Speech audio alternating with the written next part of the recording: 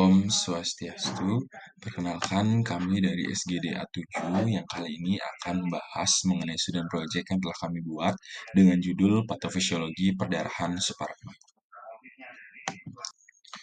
Om Swastiastu, perkenalkan kami dari SGDA 7 yang kali ini akan membahas mengenai student project yang telah kami buat dengan judul Patofisiologi Perdarahan Subarachnoid.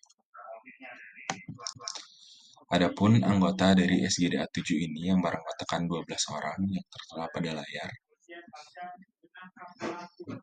Baik, saya Kadek Bagus Putra Kirana dengan I3 Dikit 033. Jadi di sini saya akan menjelaskan mengenai latar belakang terkait dengan pendarahan subarachnoid. Jadi pendarahan subarachnoid merupakan kondisi medis serius yang mengancam nyawa sebagai akibat dari akumulasi darah antara lapisan subarachnoid meter dengan diameter. Nah, pendarahan ini dapat terjadi sebagai akibat dari suatu trauma ataupun bukan trauma. Nah, sekitar 8-50% kasus pendarahan subarachnoid tidak disebabkan oleh trauma, terjadi sebagai akibat pecahnya aneurisma, dan sisanya disebabkan oleh hal lainnya yang tidak dapat diidentifikasi.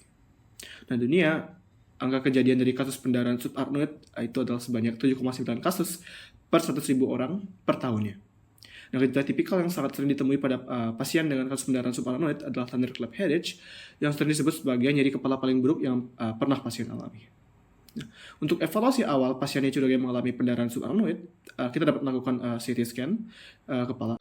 Baik, perkenalkan saya Komara Masitera Mulatama dengan 3 digit NIM terakhir 225. Di sini saya izin untuk melanjutkan presentasi. Jadi adapun rumusan masalah dari studi proyek kami ini adalah apa definisi dari perdarahan subarachnoid, bagaimana epidemiologi dari perdarahan subarachnoid, bagaimana etiologi, apa saja faktor risiko, bagaimana patofisiologi, bagaimana manifestasi klinis, bagaimana diagnosis, dan bagaimana tata laksana dari perdarahan subarachnoid. Selanjutnya, adapun tujuan dari penulisan studi project ini adalah mengetahui apa itu definisi dari perdarahan subarachnoid, mengetahui epidemiologi, etiologi, faktor risiko, patofisiologi, manifestasi klinis, diagnosis, dan tata laksana dari perdarahan subarachnoid. Manfaat penulisannya adalah dengan menyusun studi project ini diharapkan mahasiswa dapat meningkatkan pemahamannya mengenai apa itu perdarahan subarachnoid. Mungkin sekian dapat saya sampaikan, akan lanjutkan oleh rekan saya. Terima kasih. Perkenalkan, nama saya Putu Kela dari Winaya dengan 3 digit NIM akhir 173. Definisi pendarahan subarachnoid. Pendarahan subarachnoid adalah pendarahan yang terjadi di ruang subarachnoid, yaitu lapisan arachnoid dan diameter di otak. Biasanya disebabkan oleh pecah atau ruptur bagian aneurisma di otak. Gejala bisa menyebabkan sakit kepala berat, yaitu thunderclap headache. Perkenalkan, nama saya Adinda Bariski Putri Margianto dengan NIM akhir 196. Di sini saya akan menjelaskan epidemiologi pendarahan subarachnoid. Aneurisma intrakranial pecah, darah dipaksa untuk masuk ke dalam ruang subarachnoid sehingga mengganggu perfusi dari otak. Kondisi ini dikenal sebagai pendarahan subarachnoid atau sejenis stroke hemoragik. Meskipun merupakan jenis stroke paling langka, pendarahan subarachnoid memiliki tingkat morbiditas dan mortalitas yang paling tinggi, serta biaya perawatan kesehatan yang lebih besar. Menurut the Spanish Society of Neurology and the European Register of Stroke atau disingkat EROS, insiden SAH mencapai 9 kasus per 1.000 orang dan meningkat setelah 50 tahun dengan perbandingan lebih tinggi wanita daripada pria. Di Amerika Serikat sendiri, prevalensi dari pendarahan subarachnoid mencapai 5% hingga 10%. Penyebab insiden pendarahan subarachnoid terjadi oleh ruptur aneurisma sangat bervariasi di seluruh dunia. Dimulai dari 22,5 kasus per 100.000 orang di Finlandia dan 2 kasus per 100.000 orang di Cina. Sekian, terima kasih. Baik, saya izin melanjutkan. Sebelumnya, perkenalkan saya Dewa Iman Devina Rasayani dengan 3 digit yang terakhir 010. Di sini saya akan menjelaskan tentang etiologi perdarahan subarachnoid, di mana perdarahan subarachnoid atau SAH itu dapat dibedakan menjadi traumatis dan non-traumatis, di mana sebagian besar disebabkan oleh pecahnya aneurisma cerebral dengan kasus sekitar 85% dari kasus SAH non-traumatik.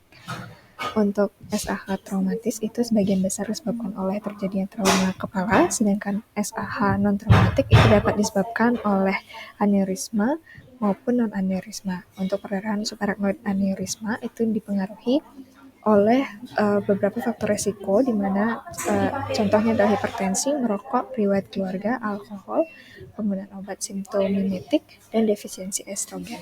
Sedangkan perdarahan subarachnoid yang non-aneurismal itu dapat disebabkan oleh beberapa hal. Yang pertama, malformasi vaskuler, penyalahgunaan kokain, angiopati amiloid, terutama pada orang yang sudah tua, kemudian trombosis vena cerebral, sickle cell disorder, moya-moya disorder, vaskulitis cerebral, serta bleeding disorder.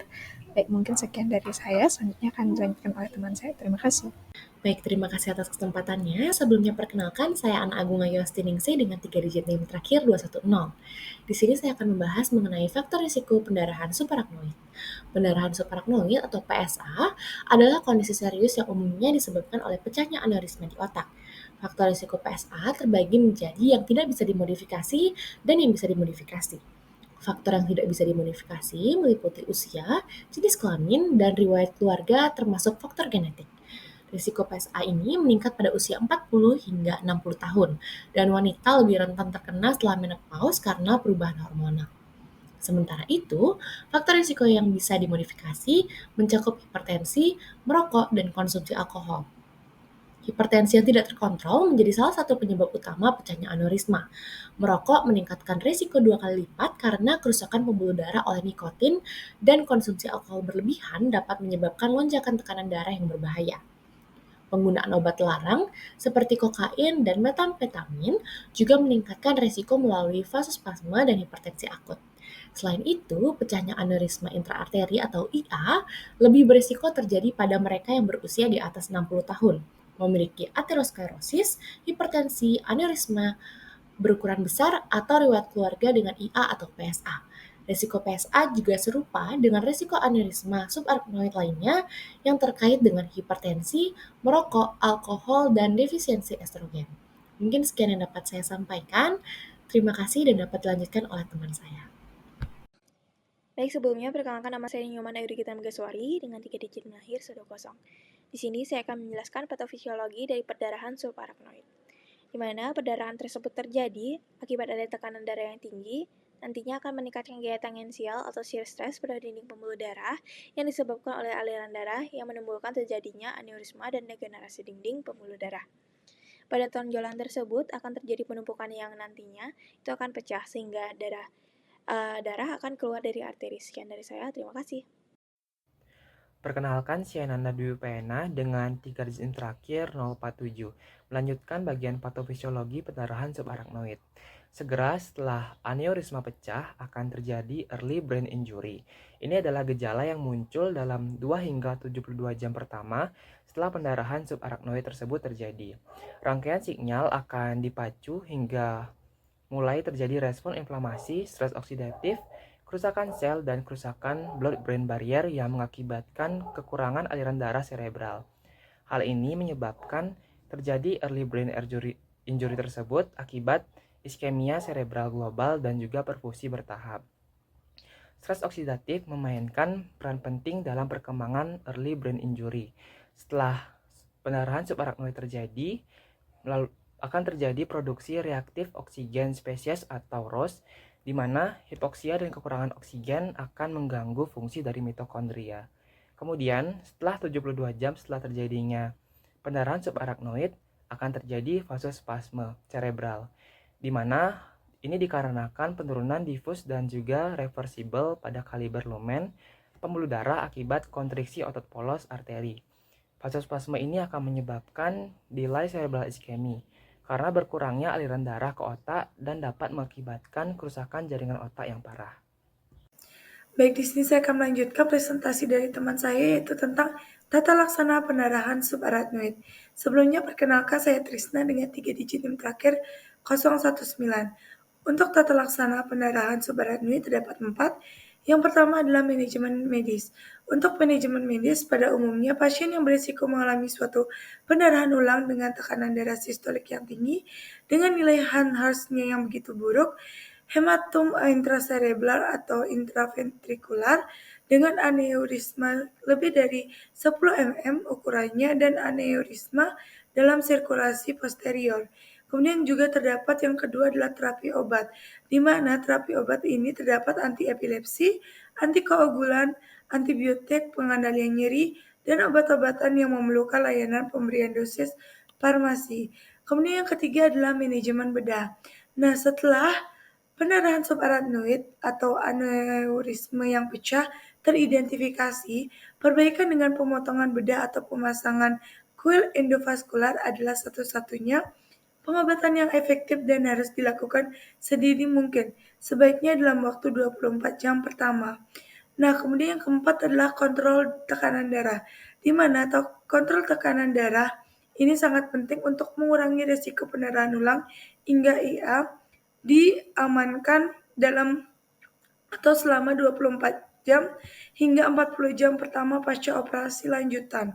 Tiba-tiba stimulus simpatis sentral yang terkait dengan pendarahan subarachnoid akan menyebabkan hipertensi.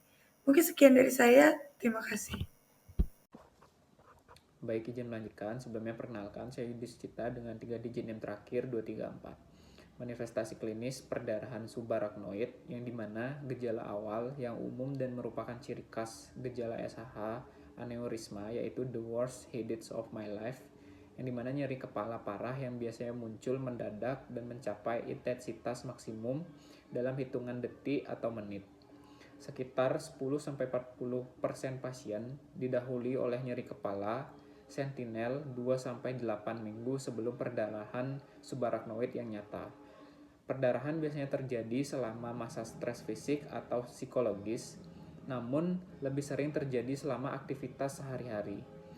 Gejala lain yang mungkin muncul yaitu penurunan kesadaran, mual dan atau muntah, fotofobia, defisit neurologis vokal atau kejang retinal hemorrhage, dan pemeriksaan fisik neurologis pada kurang lebih 50% gejala SHH, yaitu memberikan hasil yang normal atau terdapat nekridikti, yang dimana tanda ini memungkinkan tidak ditemukannya pada kondisi awal kasus ringan atau pasien dalam keadaan koma. Mungkin sekian dari saya kembalikan ke teman selanjutnya. Baik, perkenalkan nama saya Putu Surya Paramita Devi dengan 3 digit NIM akhir 214. Di sini saya akan menjelaskan mengenai kesimpulan dari student project ini. Perdarahan subarachnoid merupakan suatu perdarahan di ruang subarachnoid yang terletak di antara selubung arachnoid dan pia mater. Perdarahan subarachnoid merupakan jenis stroke yang paling langka tetapi memiliki tingkat morbiditas dan mortalitas yang tinggi. Etiologi paling sering dari perdarahan subarachnoid adalah aneurisma. Aneurisma terjadi karena penipisan pembuluh darah sehingga arteri di otak membentuk tonjolan. Pada tonjolan tersebut akan terjadi penumpukan yang dapat pecah, sehingga darah akan keluar dari arteri dan masuk ke ruang subarachnoid. Faktor risiko terjadinya ruptur aneurisma adalah umur, kemudian terdapat riwayat merokok, serta hipertensi. Gejala khas pada pasien perdarahan subarachnoid adalah gejala sakit kepala mendadak yang sangat parah atau thunderclap headache, dan gejala lain seperti kejang pada sekitar 6% pasien. Penegakan diagnosis dapat dilakukan dengan CTA sebagai pilihan pertama untuk mengidentifikasi aneurisma dan juga berperan dalam merencanakan pemulihan. Namun, jika hasil CTA tidak meyakinkan, dapat dilanjutkan dengan pemeriksaan DSA sebagai standar emas dalam aniografi. Secara umum, penanganan perdarahan subarachnoid meliputi manajemen medis, terapi obat, manajemen bedah, dan kontrol tekanan darah. Adapun sasaran utama untuk semua pasien perdarahan subarachnoid adalah pencegahan perdarahan berulang, iskemia cerebral tertunda atau DCI, perawatan suportif, manajemen nyeri, serta diagnosis dan pengobatan yang akurat. Baik, demikian merupakan presentasi dari student project dari SGDA 7 yang berjudul Patofisiologi Perdarahan Subarachnoid. Akhir kata kami tutup dengan para mesentif. Om Santi, Santi, Santi.